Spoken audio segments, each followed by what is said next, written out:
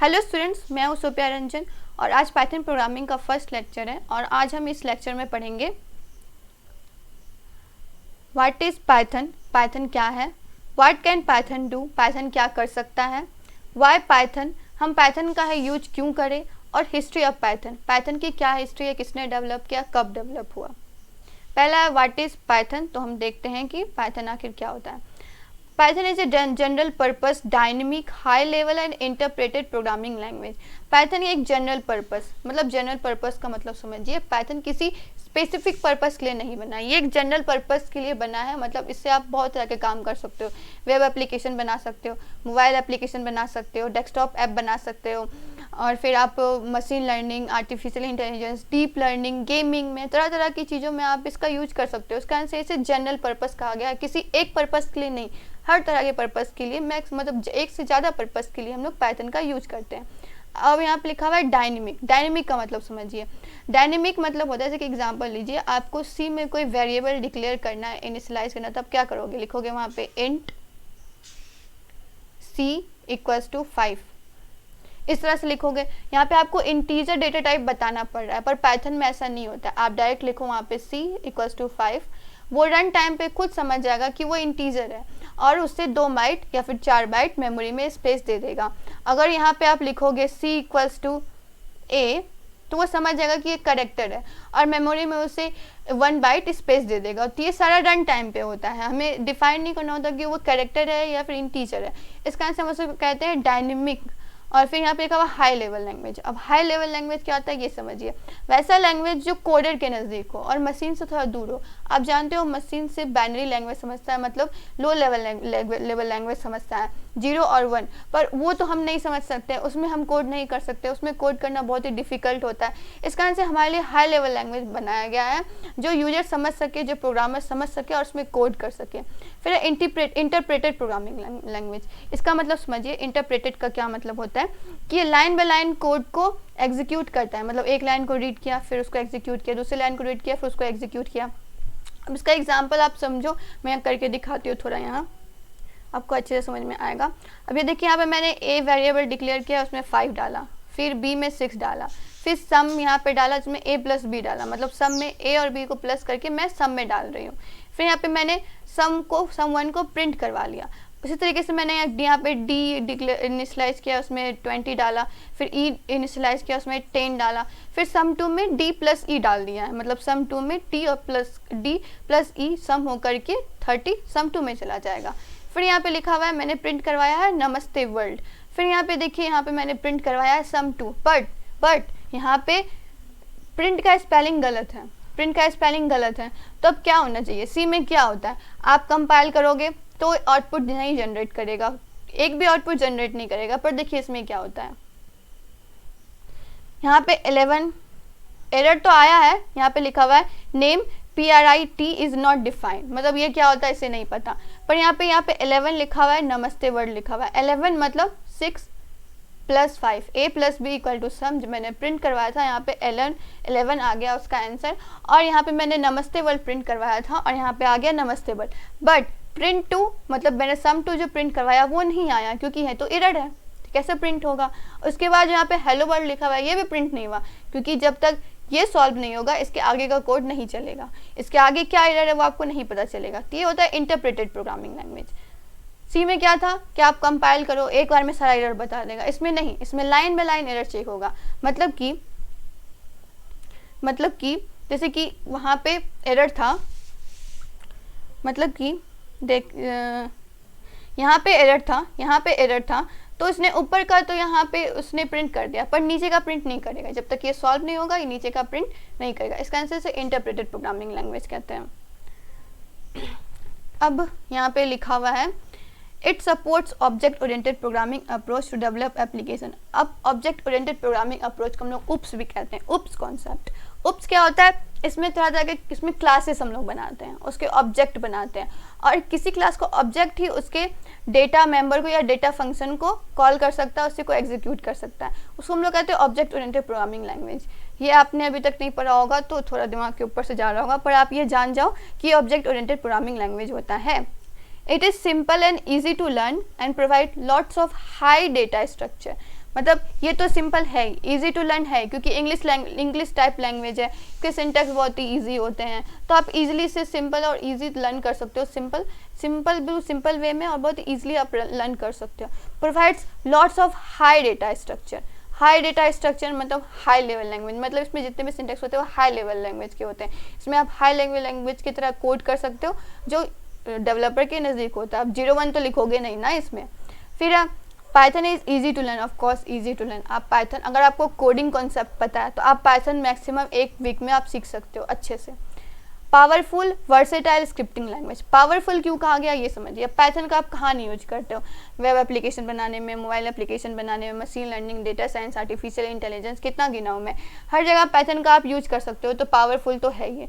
और साथ ही साथ इस ईजी है, इसके सिंटैक्स बहुत ही क्लियर होते हैं, स्ट्रक्चर बहुत ही ईजी होता है, तो क्या होता है, ये पावरफुल तो है। वर्सेटाइल स्क्रिप्टिंग लैंग्वेज का मतलब समझिए, ये तरह तरह के ओएस पे चल सकता है। अगर ये विंडोज़ पे कोई कोड लिखे हैं पाइथन का तो मैक पे चल जाएगा, मैक पे कोई कोड लिखे हो तो विंडोज़ पे चल जाएगा, या लिनक्स पे लिखे हो तो विंडोज़ पे चल जाएगा, या विंडोज़ पे लिखे हो तो लिनक्स पे चल जाएगा। तो क्या होता है, ये वर्सेटाइल स्क्रिप्टिंग लैंग्वेज होता है, मतलब एक प्लेटफॉर्म इंडिपेंडेंट होता है, प्लेटफॉर्म डिपेंडेंट नहीं होता है, प्लेटफॉर्म इंडिपेंडेंट होता है, मतलब किसी भी प्लेटफॉर्म पे चल जाएगा। Which make it attractive and for application development. अब आप ये समझो, एप्लीकेशन डेवलपमेंट का मतलब कि अगर आप कोई एप्लीकेशन बनाते हो तो देखते हो कि विंडोज़ के लिए अलग डाउनलोड करते हो, लिनक्स के लिए अलग डाउनलोड करते हो, पर क्या है, पाइथन का कोड तो सब पे चल जाएगा। तो क्या होता है कि आप कोई एप्लीकेशन बनाए हो तो वो एप्लीकेशन विंडोज़ पे भी चलेगा, लिनक्स पे भी चलेगा, मैक्स पे भी चलेगा। तो ये क्या होता है, जब क्योंकि वर्सेटाइल स्क्रिप्टिंग लैंग्वेज है तो एप्लीकेशन डेवलपमेंट के लिए बहुत ही अच्छा माना जाता है। Python syntax and dynamically typed, मतलब पाइथन का सिंटैक्स जो होता है वो डायनेमिकली टाइप्ड होता है, जैसे कि मैंने यहाँ पे बताया। इंट सी में तो ऐसे कर दो तो इक्वल्स टू 5, पर यहाँ पे क्या है, पाइथन में सिर्फ सी इक्वल्स टू 5 डाल दो, आपका काम हो जाएगा। तो ये डायनेमिकली टाइप है। With its interpreted nature make it an ideal language. अब देखिए, इंटरप्रेटेड नेचर मैंने बताया कि लाइन बाय लाइन यहाँ पे इसका एग्जीक्यूशन होता है, एक लाइन पढ़ा फिर उसका एग्जीक्यूशन हो गया, दूसरा लाइन फिर उसका एग्जीक्यूशन हो गया। तो क्या होता है, डीबगिंग बहुत ही ईजी होती है, मतलब अगर इतना कोड चल चुका है तो उसके ऊपर तो एरर है नहीं, उसके बाद ही एरर होगा। अगर लाइन नंबर 8 पे एरर दिखा रहा है तो 1 से लेकर 7 तक तो कोई एरर है नहीं, उसके बाद ही एरर होगा। तो क्या होता है, डीबगिंग ईजी हो जाती है, तो ये आइडियल लैंग्वेज कहा जाता है। For scripting and rapid application development, वो तो मैंने बताया, ये एप्लीकेशन डेवलपमेंट के लिए बहुत ही अच्छा माना जाता है। स्क्रिप्टिंग भी है क्योंकि अगर एक विंडोज़ पे ओएस पे कोड लिखा हुआ है तो दूसरे ओएस पे इजीली चल जाएगा। Python was created by Guido van Rossum and release in 1991। इसके क्रिएटर कौन थे, ग्यूडो वैन रॉसम, 1991 में इन्होंने क्रिएट किया था। फिर है Python, one of the most popular programming language in the world. अब ये मोस्ट पॉपुलर प्रोग्रामिंग लैंग्वेज है, कैसे आप जानो। Has created everything from Netflix recommendation algorithm to the software that control self driving car. मतलब पाइथन नेटफ्लिक्स में जो recommendation होते हैं वो रिकमेंडेशन आते हैं, कोई वेब सीरीज़ देखा आपने, ठीक है, उसके अकॉर्डिंग रिकमेंडेशन आएगा कि अच्छा ये भी देख लो, ये भी अच्छा है, तो वो उसके एल्गोरिदम किस में कोड किए गए हैं, पाइथन में कोड किए गए हैं। देख लीजिए कितना पॉपुलर प्रोग्रामिंग लैंग्वेज है। उसी तरीके से सेल्फ ड्राइविंग कार के जो सॉफ्टवेयर होते हैं वो पाइथन में कोड किए गए हैं। अब जान लीजिए कि कितना मतलब पॉपुलर प्रोग्रामिंग लैंग्वेज है। अब Python is use for web development, server side. Web development में यूज़ किया जाता है सर्वर साइड। सर्वर साइड आप समझो जरा सा कि आप फेसबुक है, वहाँ पे अपना अकाउंट बनाते हो, ठीक ना, अकाउंट बनाए, वहाँ पे अपना नेम डाला, email ID, mobile number, age, gender, जो भी डालना हो डाल दिया। नेक्स्ट टाइम क्या किया आपने, सिर्फ आईडी डाला, पासवर्ड डाला, आपका अकाउंट ओपन हो गया। तो आपका आईडी, पासवर्ड और आपका डेटा कहीं तो स्टोर था, सर्वर में स्टोर था। सर्वर कहाँ है, फेसबुक के सर्वर में स्टोर था। तो वेब डेवलपमेंट में सर्वर साइड में पाइथन का यूज होता है कि आपने ये आईडी डाला, ये पासवर्ड डाला, तो आप ही का अकाउंट खुलेगा। ये क्या होता है, किसी कहीं भी तो कोड किया गया होगा, कहीं तो लिखा हुआ होगा कि ठीक है इस आईडी पे इसी का अकाउंट खुलेगा। आपने आपका आईडी डाला, आपके भाई का तो नहीं खुल गया, आपकी बहन का तो नहीं खुल गया, आपका ही खुला ना, तो कहीं तो लिखा होगा, कहीं पे तो इंस्ट्रक्शन होंगे कि ये आईडी डालने पे यही आईडी खुलेगा। तो वो हमारा कोड किया जाता है सर्वर साइड लैंग्वेज में। पाइथन सर्वर साइड लैंग्वेज की तरह यूज हो सकता है, इसका यहाँ पे लिखा हुआ है web development for server side language. Mobile application में यूज़ कर सकते हैं हम लोग बनाने में, डेस्कटॉप एप्लीकेशन बनाने में यूज़ कर सकते हैं, डेटा साइंस में यूज़ कर सकते हैं। अब डेटा साइंस समझो, फेसबुक के पास बहुत सारा डेटा है, आपका डेटा, आपके फ्रेंड का डेटा है, उसके फ्रेंड का डेटा है, फिर आपके फ्रेंड के फ्रेंड का डेटा है, मतलब फेसबुक के पास बहुत लोगों का डेटा है, मेरा डेटा है, आपका डेटा है, ठीक है ना, आप एजुकेटिव का डेटा है। तो क्या होता है कि वो सारे डेटा को मैनेज करना पड़ता है, मैनेज करोगे तभी तो आप उस डेटा को यूज़ कर सकते हो। तो डेटा साइंस में हम लोग डेटा को मैनेज करते हैं, जिसमें हम लोग पाइथन का भी यूज करते हैं। मशीन लर्निंग आर्टिफिशियल इंटेलिजेंस का एक फील्ड होता है, जहाँ पे हम ये होता है कि कोई भी सॉफ्टवेयर है, ठीक ना, वो तो वही काम करेगा जो आपने उसे जिसके लिए आपने उसे कोड किया है, उसे इंस्ट्रक्शन दिया है। बट मशीन लर्निंग में क्या होता है कि कोई सॉफ्टवेयर वो खुद से सीखता है, नई चीज़ें को सीखता है। जैसे कि आप देख लो, आप कुछ खरीदते हो फ्लिपकार्ट पे या फिर अमेज़न पे, तो आपको रिकमेंडेशन आते हैं कि आपने ये खरीदा तो आप ये भी खरीद लो, आपने ये खरीदा तो ये आपके लिए अच्छा होगा। तो वो क्या है, वो खुद ब खुद कैसे जान गया कि आपको ये चीज़ भी अच्छी लगेगी। ये हमारा आर्टिफिशियल इंटेलिजेंस के अंदर आता है और मशीन लर्निंग के अंदर आता है। मशीन लर्निंग मतलब सॉफ्टवेयर खुद से सीखता है चीज़ों को विदाउट प्रोग्राम किए, ठीक ना। फिर आर्टिफिशियल इंटेलिजेंस का मतलब होता है कि आप मशीन को इंटेलिजेंस बना रहे हो, स्मार्ट बना रहे हो, कि वो ह्यूमन की तरह डिसीजन ले सके, ह्यूमन की तरह चीज़ों को सीख सके, उसको लोग कहते हैं आर्टिफिशियल इंटेलिजेंस। तो ये भी हम लोग यहाँ पे भी पाइथन का यूज़ करते हैं। फिर साइंटिफिक कैलकुलेशन में पाइथन का यूज़ करते हैं, गेमिंग बनाने में, गेम्स बनाने में हम लोग पाइथन का यूज करते हैं। फिर हम देखते हैं what can Python do, Python आखिर क्या कर सकता है, what can Python do. Python can be use on server to create web application. अब मैंने बताया वेब एप्लीकेशन बनाने में सर्वर पे हम लोग पाइथन का यूज करते हैं। एक और एग्जांपल लो आप, सर्वर साइड लैंग्वेज का, जो पाइथन है सर्वर साइड लैंग्वेज। जैसे कि आप कोई वेबसाइट पे गए, वहाँ पे आपको कुछ कैलकुलेशन करना हो, जैसे कि आपने किलोमीटर डाला उसे सेंटीमीटर में चेंज करना हो, या सेंटीमीटर डाला मिलीमीटर में चेंज करना हो, या वाइस वर्सा जो भी हो। तो आपने इनपुट दिया, आउटपुट आपको आ गया, पीछे क्या फॉर्मूलाज लगे, पीछे क्या ऑपरेशन परफॉर्म हुआ, क्या स्टेप थे, कैसे आंसर आया, वो आपको उससे मतलब नहीं है, वो आपको पता नहीं।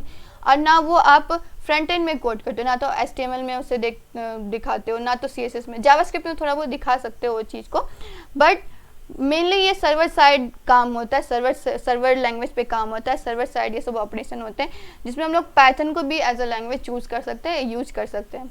Python can be use for making games बनाने में पाइथन का यूज होता है। Python can connect to database system.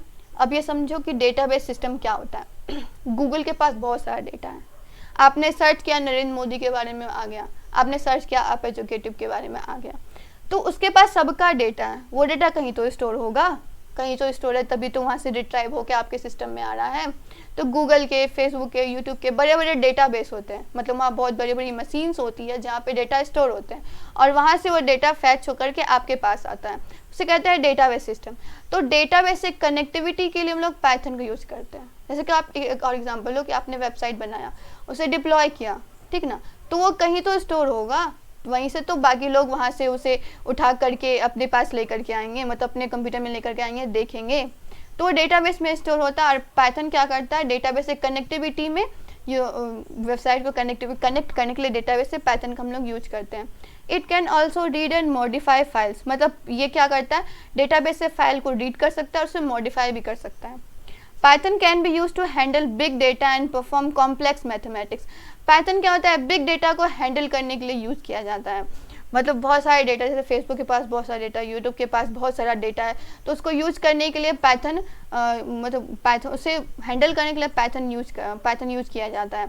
Perform complex mathematics को भी परफॉर्म करने के लिए पाइथन का यूज़ किया जाता है। बहुत सारे कॉम्प्लेक्स मैथमेटिक्स जो ह्यूमन सॉल्व ना कर सकते या फिर सॉल्व करने में से बहुत टाइम लगे, वो पाइथन के थ्रू हम लोग परफॉर्म कर सकते हैं। Python can be use for making desktop application and mobile application. Desktop application बनाने के लिए, मोबाइल एप्लीकेशन बनाने के लिए हम लोग पाइथन का यूज करते हैं। फिर हम देखेंगे वाई पाइथन, अगर पाइथन को हम लोग क्यों चूज करें। Python works on different platform, Windows, Mac, Linux, Raspberry Pi etcetera. Python अलग अलग प्लेटफॉर्म पे यूज हो सकता है, जैसे कि विंडोज़, मैक, लिनक्स, रास्पबेरी पाई, मतलब विंडोज़ के कोड मैक में चल जाएंगे, लिनक्स के कोड विंडोज़ में चल जाएंगे। ये तो होता ही है, प्लेटफॉर्म इंडिपेंडेंट तो होता ही है, और ये अलग अलग प्लेटफॉर्म पे भी काम करता है। दूसरा है Python has a simple syntax similar to English language. Python के सिंटैक्स बहुत ही सिंपल होते हैं, जैसे इंग्लिश लैंग्वेज के जैसे मैंने आपको बताया प्रिंट हेलो वर्ल्ड, जैसे थोड़ा देर पहले बताया प्रिंट हेलो वर्ल्ड, वहाँ पे मैंने क्या किया, प्रिंट लिखा, स्मॉल ब्रैकेट लगाया, सिंगल कोड दिया, उसके बीच में लिख दिया हेलो वर्ल्ड, क्या हो गया, प्रिंट हो गया। जो नॉन कोडर है, जो कोडिंग नहीं भी समझता है, वो उसे देख के समझ जाएगा कि अच्छा यहाँ पे प्रिंट करना है मैं हेलो वर्ल्ड को, तो क्या होता है, इंग्लिश टाइप लैंग्वेज होता है, इसका सिंपल सिंटैक्स होता है, ठीक है। इसका आंसर में पाइथन यूज मतलब चूज करना चाहिए as our programming language. Python has syntax that allow developer to write program with fewer lines than some other programming language. Python क्या करता है, बहुत ही फ्यू लाइंस में बहुत सारे कोड को लिख देता है। जैसे कि एग्जांपल लो, आप सी में आपको हेलो वर्ल्ड का प्रोग्राम बनाना है, तो आप पहले हेडर फाइल्स दोगे, फिर उसके बाद मेन फंक्शन, फिर वहाँ पे लिखोगे printf हेलो वर्ल्ड जो भी, उसके बाद फिर गेट ch, फिर मतलब क्लोज ब्रैकेट, यहाँ पे ओपन ब्रैकेट भी, तो क्या होता है 5-6 लाइन तो लगी जाने हैं। पर पाइथन में आपको वही हेलो वर्ल्ड का कोड लिखने के लिए सिर्फ एक लाइन लगता है, print hello world, print hello world. तो क्या होता है, ये कोड को लिखने के लिए बहुत ही फ्यू लाइन्स का यूज करता है compare to other programming language. इसका आंसर हमें पाइथन चूज करना चाहिए। Python is a interpreted system meaning that code can be executed as soon as it written. मतलब क्या होता है, कोड आप लिखे, ठीक ना, वो एग्जीक्यूट हो गया, फिर दूसरा लाइन उसने रीड किया, फिर वो एग्जीक्यूट हो गया, तीसरा लाइन रीड किया, उसने एग्जीक्यूट किया। जैसे मैंने बताया ना इंटरप्रेटेड प्रोग्रामिंग लैंग्वेज, वही है। इसका आंसर क्या होता है, ये डिबगिंग बहुत ही ईजी हो जाती है इसकी।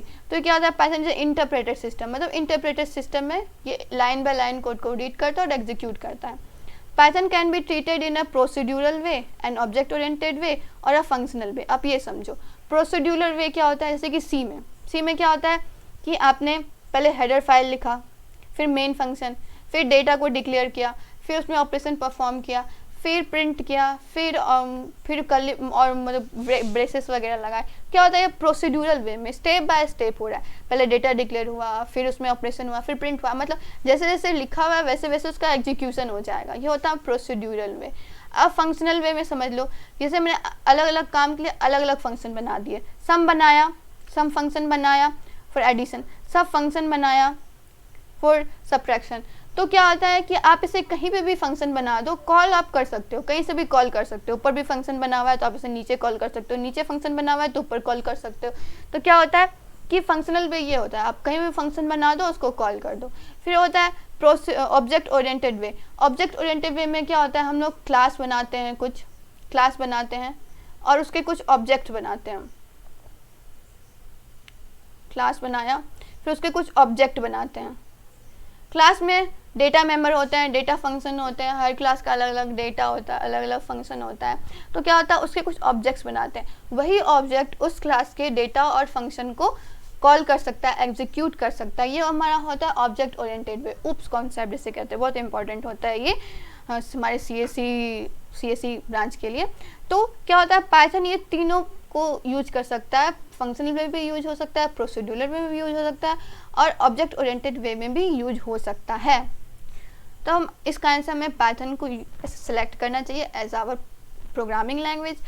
मतलब अब आपको इंटरेस्ट जग जाना चाहिए पाइथन पढ़ने में। तो हम आई होप आपको लेक्चर पसंद आया होगा। अगर पसंद आया तो हमारे साथ जुड़े रहिए, हमारे साथ बने रहिए। आपके पाइथन के सिलेबस कंप्लीट करवाया जाएगा, उसके सारे कॉन्सेप्ट क्लियर करवाए जाएंगे और प्रोग्राम बनाए जाएंगे। आपको प्रॉब्लम्स दिए जाएंगे, आपको सॉल्व करना होगा।